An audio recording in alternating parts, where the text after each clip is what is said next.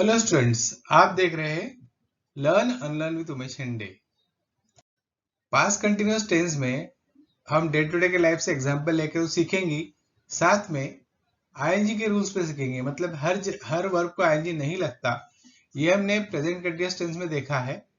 और जो sequence of tense है, मतलब कौन से टेंस के बाद में मतलब सिंपल सा है कि पास्ट कंटिन्यूअस टेंस के साथ कौन सा टेंस आता है जब हम कंडीशंस में करते हैं, वो हम इस वीडियो में देखेंगे। अब हम देखेंगे पास्ट कंटिन्यूअस टेंस। इसका जो स्ट्रक्चर है वो है सब्जेक्ट प्लस वाज और were plus first form verb ING plus object and other words. अब हम ये देखें, I, he, she, it noun singular के साथ वाज लगता है, हमने देखा है। वी, दे, यू और नाउन प्लूरल होगा तो वो वर लगता है। अब हम देखेंगे सेंटेंस।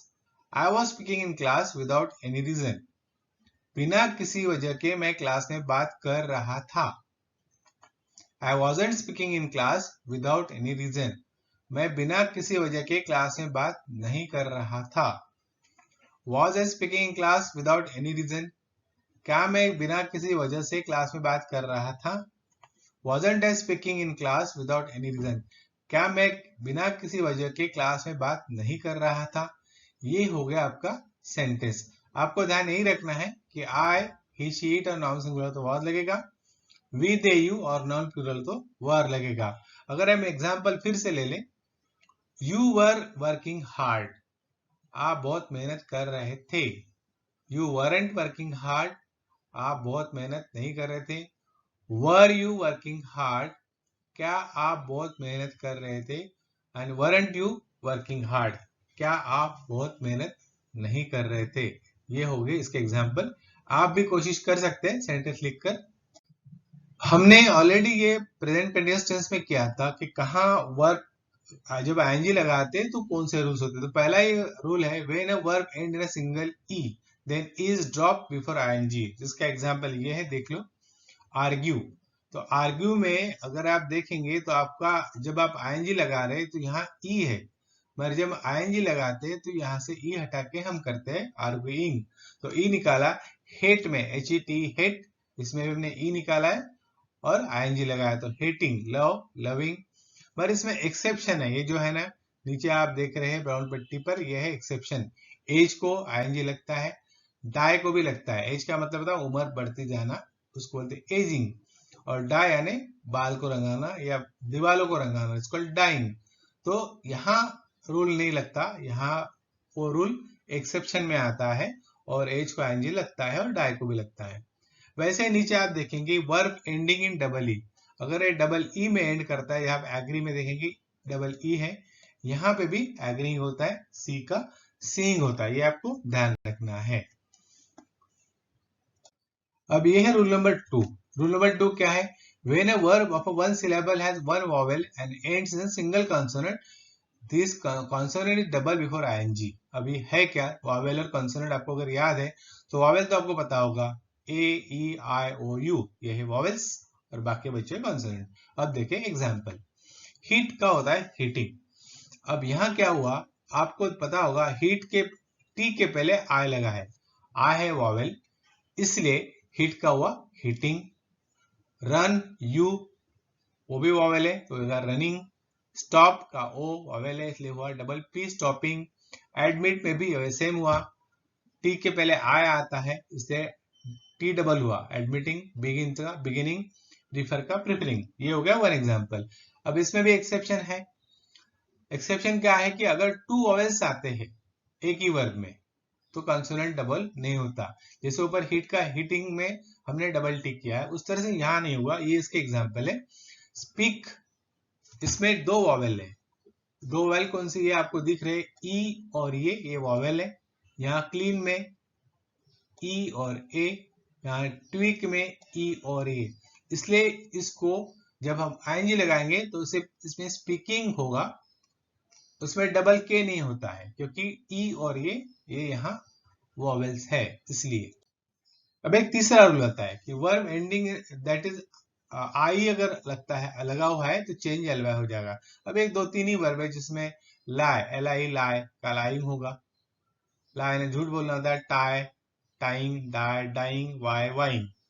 ये सिंपल से रूल है, ये आपको ध्यान में रखने पड़ेंगे क्योंकि इसके मतलब ये स्पेलिंग मिस्टेक्स में आ जाता है जब हम सेंटेंस बनाते हैं।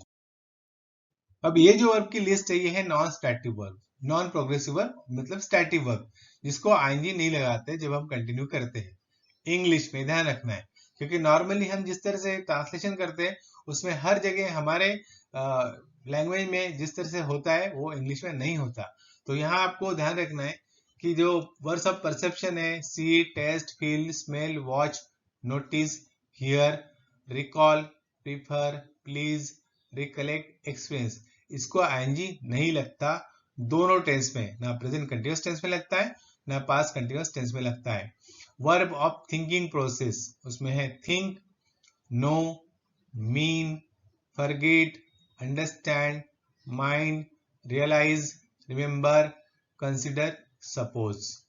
अब थर्ड आता है वर्ब शोइंग पोजीशन, ओन मतलब अपना हक होना या हक की चीजें होना, हैव पास होना, belong, possess, remain, contain, comprise, consist, keep। फिर आते हैं verbs of explain state of mind, मतलब हमारी स्टेट ऑफ माइंड क्या है, उसके जो वर्ब्स है उसमें admire, believe, like, dislike, regret, love, want, wish, desire, forgive, refuse, hate, adore, doubt, hope, imagine, agree. इसे भी कंटिन्यूअस में आईएनजी नहीं लगता है। बाद में आता है verb in general, look, seem, appear, affect, resemble, cost, require, stand, face, become. ध्यान नहीं रखना है इन सारे वर्ब को ना प्रेजेंट कंटिन्यूअस में आईएनजी लगता है ना पास्ट कंटिन्यूअस में। अब आते हैं सीक्वेंस ऑफ टेंस के पार्ट 2 में, जिसमें हम लोग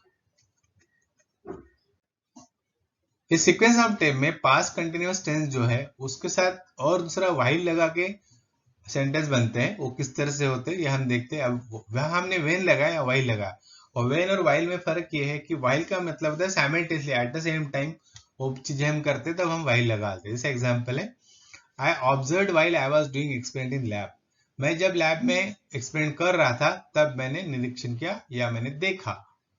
इसको हम इस तरह से भी लिख सकते हैं, while I was doing experiment in lab, I observed, जब मैं लैब में एक्सपेरिमेंट कर रहा था मैंने देखा या मैंने निरीक्षण किया।